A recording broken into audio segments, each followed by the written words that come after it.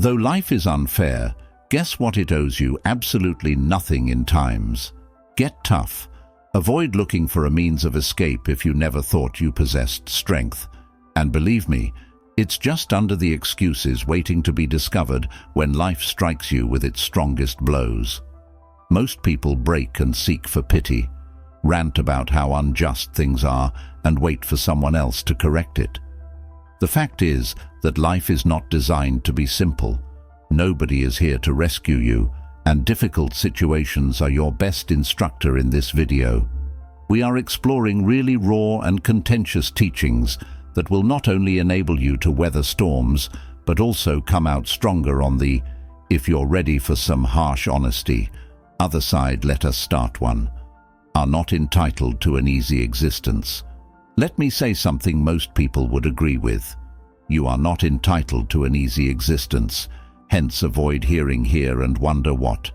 That's most likely the finest news you have never received, because once you understand that life does not provide a clear road forward, here's where it becomes contentious most. You start improving things instead of waiting for them to become better. People nowadays, particularly in this day of immediate satisfaction, believe they should be comfortable. Without struggle, achievement, without work, and enjoyment without pain, it's as if we have forgotten that life has never been and never will be simple for anybody. I will share a personal story. I once went through a really difficult financial period. Emotionally, everything was disintegrating. I was spending the hours doing the work, and yet nothing appeared to be paying off, so I became enraged, wondering why I was going through so much suffering when others appeared to be coasting by, effortlessly reaching what I was grinding for it. It was annoying. I kept thinking I had done everything perfectly.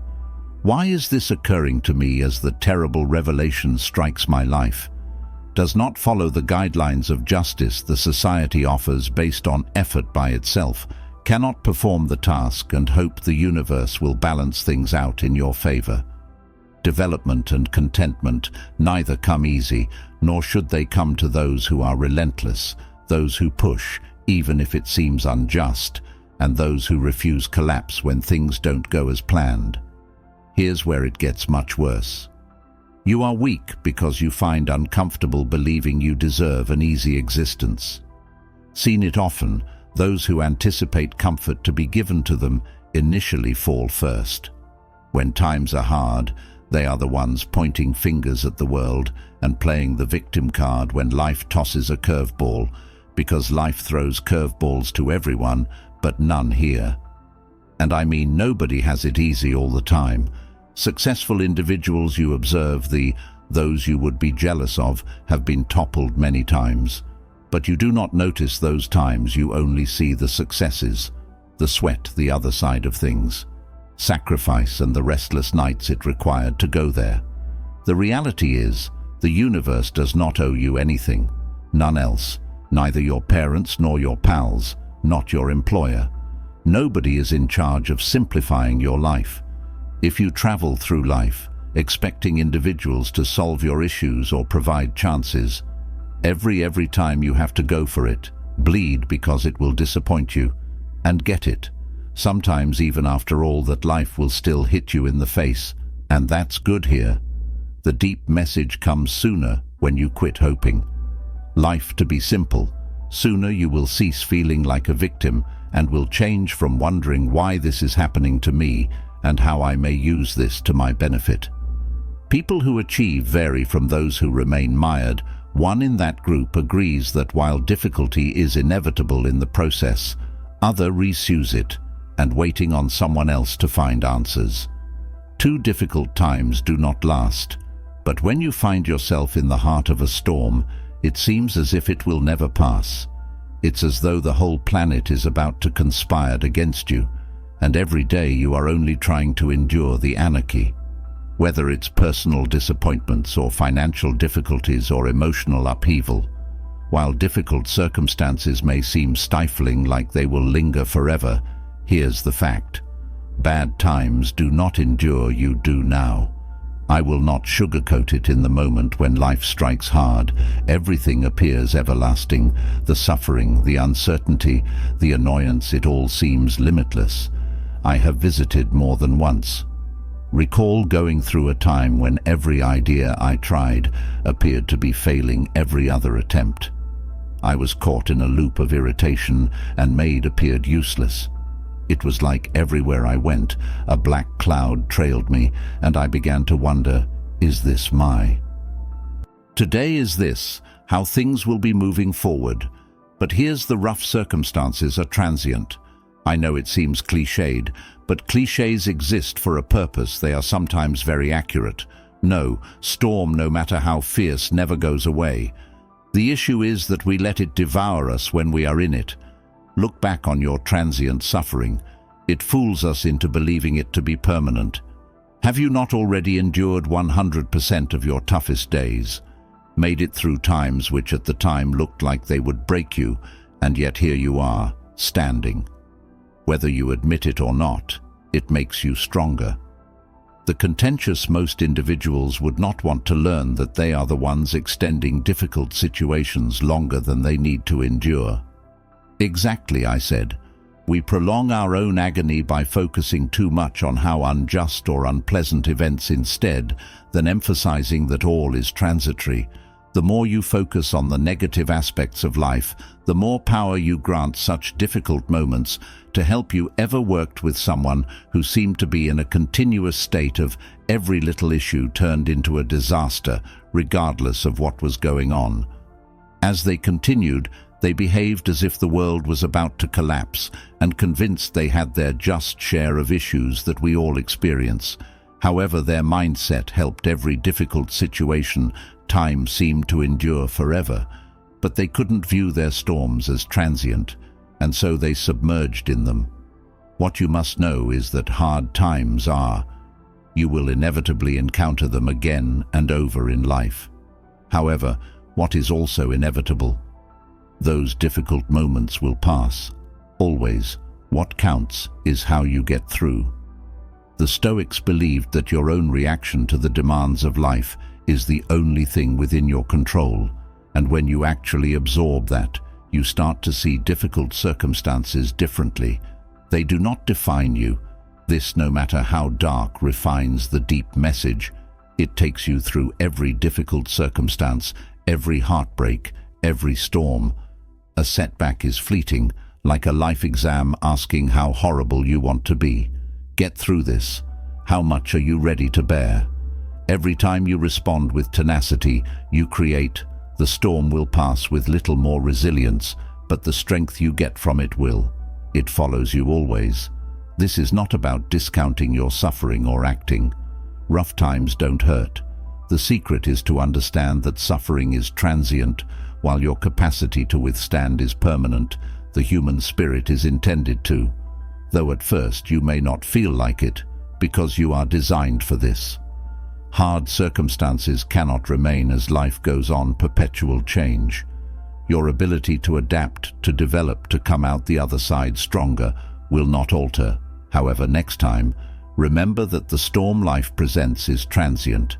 It will pass you, but they are meant to last, so you will be stronger.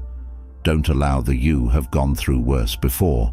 Transient clouds trick you into believing they would permanently cover the sun. You will obtain. Through these difficult moments, they do not last. Rather, your mind is your best friend. If there is one thing you can always rely on, your thoughts. And the sad fact most individuals are unaware of is how they approach their mental state as an opponent, allowing their ideas to develop into fear, uncertainty, and negativity when times get difficult. But the most effective instrument you have is your thinking. If you teach it, it becomes your best friend. Let me be personal for a moment. Used to battle paralyzing fear when events went against me the instant a situation went wrong. My imagination would run with worst possible possibilities. I would unable to manage the ambiguity. I lost sleep, became restless, and made snap judgments. The environment itself was undermining me. My own mind's notions were undermining me, and turning molehills become mountains makes me feel powerless. Actually, I had more power than I would have thought. Here's the contentious portion. If you fail to take charge, your ideas will not be yours. Of your thoughts, it will either be the anchor or the means of propulsion for you forward. It pulls most individuals down, as most let their imaginations go wild, enabling their ideas to rule them rather than intervening and leading. Although this is where you may flip the cards, you have to see your mind is like Marcus knew this better than anybody. A muscle one could train, the Stoics understood. One of the best Stoic thinkers, Aurelius, reminded himself non-stop. That's not what occurs to us. What counts is our reaction to it. Your mind controls your world. Hence, when you use that power, no outside difficulty can help most folks let their ideas ramble in circles, filling their thoughts full of self-doubt and pessimism. They start to be slaves of their own slaves to their emotions instead of under control while you find a difficult situation. Your thinking might be your friend or your deadliest adversary. Consider it when things go south. What first comes, of course. Mind fills you with what-ifs. What if this issue becomes worse? What if I fail? What if I can't manage this? It's a terrible cycle. The more you let those ideas grow, the more immobilized you become. You become the key that is everything occurring in your thoughts. The scenario may be challenging, but your ideas are the actual deep messages battlefield. This is what you can manage in life if you train your mind. The storms will arrive. Life will try you. No doubt about it will be evident. The mental discipline that separates individuals who rise above from those who give up under duress is about what's occurring up here. Point to your head, not out. I developed a habit that turned things around for me whenever I felt my head whirling with dread or terror. I stopped and questioned myself, what could I do? Right now, it's a straightforward question, yet it immediately changes your attention from fixing yourself on everything that may go wrong, grounds you in what you can achieve, and so the power resides there.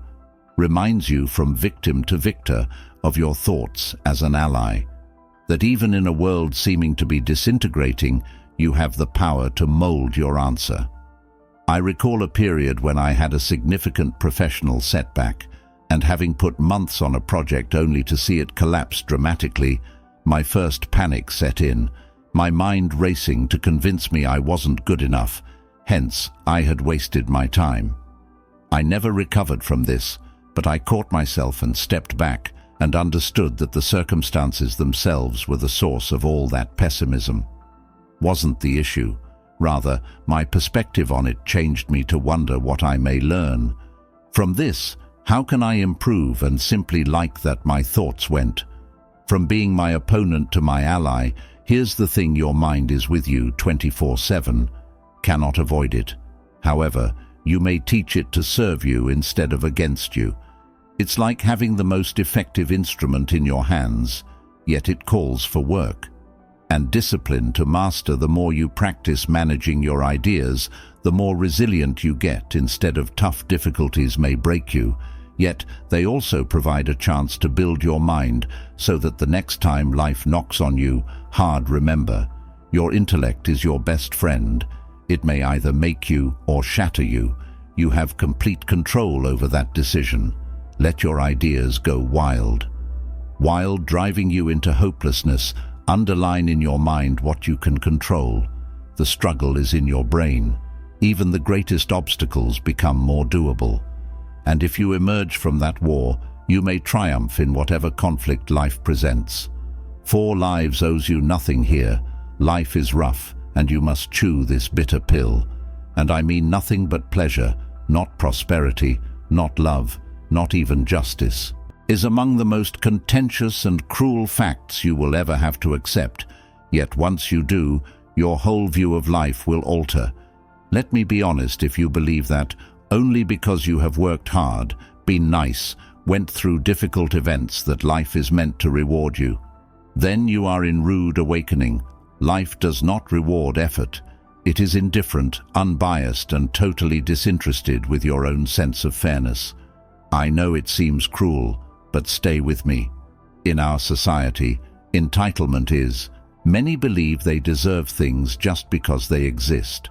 I have been through so much, surely life would toss me a bone, or I have put in the effort, I have deserved success today. Nevertheless, life does not follow that pattern simply because you have. While struggling does not equal your certain success or happiness in reality, difficulty is. Let me relate a personal story. The norm is not the exception. There came a moment in my life where I believed I had earned a break. You could see a sequence of emotions, financial problems, personal issues. It and I persuaded myself that I had fulfilled my quota of sorrow and thought, all right, universe, I have done my time now. Now it is my turn for something decent. But instead of a vacation from life, one setback after another presents even greater difficulties. And I was enraged. I kept wondering why this is unfair. I deserve better, but that's where I was mistaken. I had slipped into the trap of believing that life owed me anything for all my efforts and suffering. It was a terrible awareness when I at last saw that life not a vending machine.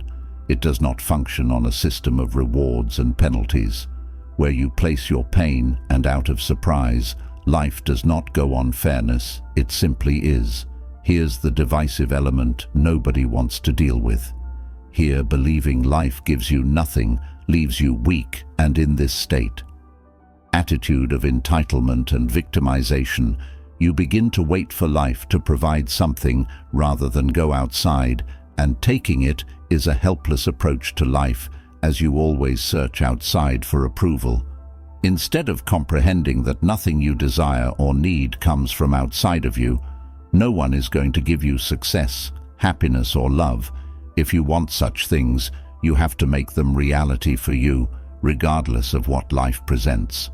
I know those caught in this attitude, ready for things to turn around for them, is waiting for cosmic fate or destiny, suddenly favoring them as if they had been given a poor offer. Now, it's their time for the nice things. Yet, here's the reality they will continue to wait for. There are no favorites in waiting, and nothing will alter life. It is not out to get you, yet you have earned it. Hence, it is also not going to immediately start working in your favor. You work for not what you believe you deserve. This is the deep lesson here. The minute you understand life owes you nothing is the moment you set yourself free. When you eliminate this attitude of entitlement, you stop believing the universe is against you when things don't go as planned. Instead, you concentrate on what you can influence: your attitude, acts, your tenacity. Stop blaming outside events and begin owning your own happiness, and success can help you to find that. True power resides in the Stoics, masters in knowledge of this idea, that life would toss curveballs with which sorrow and struggle were inevitable, yet they wouldn't squander time grumbling about how unjust life was, concentrated on their reaction to it. Their resilience sprang from their expectation of life as unfair or difficult. They realized that while life does not owe you anything, this exactly makes it so freeing. As if life owes you nothing, then you're not sitting around waiting for it to deliver. You're out there making things happen on your. When you let go of the idea that life owes you anything, your own conditions come into play. Cease allowing every setback, every failure, every unjust scenario to depress you. Rather, you view them for what they are: challenges to be surmounted, not personal assaults from the cosmos. You stop hoping things will go your way, and rather, you adjust to whatever comes your way. And once you have this attitude, you become unstoppable, because you never shatter regardless of what occurs. You never sit rising you ahead, there waiting for someone or anything to rescue you. Therefore, the lesson: life owes you nothing but your own road. That is a call to arms, not a cause to feel dejected. It reminds us that you have to go out and create for yourself all you want in this world. It's all right. Nobody is coming to save you. Nobody is going to provide on a silver platter prosperity or pleasure. No freebies. You already have all you need within you to create the life you choose. Necessary as you release this poisonous entitlement, you will stop squandering energy. Once you get frustrated and start channeling that energy, you will find that, actually, the indifference of life is your biggest advantage, as if it owes you nothing. Then you are free to establish your own laws, make your own decisions, construct your own road, and that is actual. 5. Agony is unavoidable suffering. Let's clear things out. Optional. Let's nobody avoid suffering. It will strike you whether your preferred lifestyle calls for it. Either physically or emotionally, it is just how life unfolds. The worst thing is the contentious reality most people ignore. Let me clarify pain. Although it is unavoidable, suffering is entirely voluntary. We all go through something, whether it's the death of a loved one, a betrayal from someone we trusted, or even just the daily labor wears us down.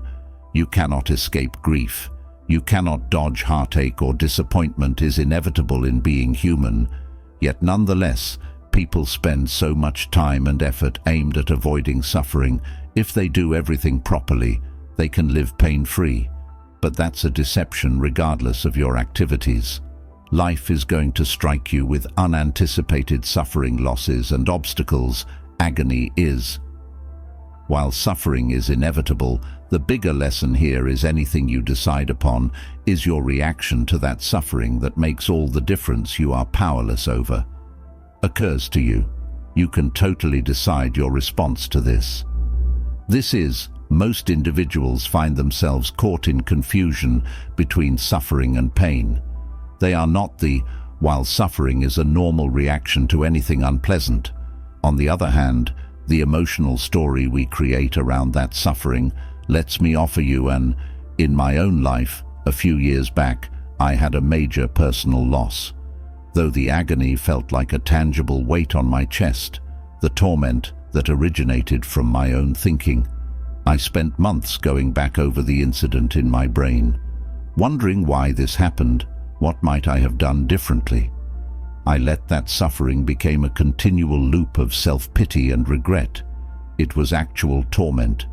Yet I was extending my pain by rejecting totally my own fabrication. The Stoics knew how to release the emotional weight connected to that incident. Difference more than anybody, they did not deny that suffering does occur naturally. Certainly does. But Marcus Aurelius the Roman thought that suffering was a choice. Emperor and philosopher battled unimaginable suffering in wars, betrayals, and yet he didn't let himself dwell in misery. He wrote in his meditations that you recognize this, and you will discover that you have authority over your thinking, not outer circumstances. Power, in other terms. Although you cannot stop suffering from invading your life, you may choose not to suffer and stop yourself from letting it overwhelm you. And here is the contentious aspect many individuals like to endure without realizing. However, they stick to their suffering as it provides them a sense of identity and a cause for wrath, or explain why their life isn't where they like it to be. They hang on to their pain like a badge of pride. Look at me, see how much I have gone through. But that's the simple way out. Considerably more fulfilling and far tougher to face your suffering, accept it, and then decide to forward without allowing it define you. Consider the last time you experienced something very terrible. How long were you caught in the why me attitude? How much time you spend repeatedly revisiting the same terrible ideas so they may rule. Your mentality and life pain are things you can control. Avoid even in the worst of circumstances I have knowledge of. Survivor of the Holocaust. Viktor Frankl spent years in Nazi detention camps. Though he went through terrible mental and bodily suffering, he discovered a means to steer clear of pain in his book, Man's Search for Meaning. Anything he wrote may stolen from a man, but one thing, the last of the human liberties to decide upon, is attitude in any possible set of conditions to choose one's own path.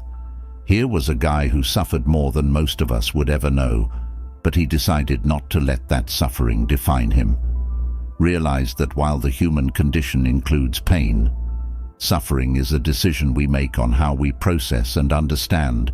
The deep message here is one you cannot avoid. Suffering, yet you may halt it in its tracks with this awareness, transforms everything, as it helps you to take charge when you realize that suffering is inevitable, but suffering is voluntary. Liberate yourself from the victim mindset. You stop believing the universe is meant to get you or that life is unjust. You pay attention to the things you can influence your reaction.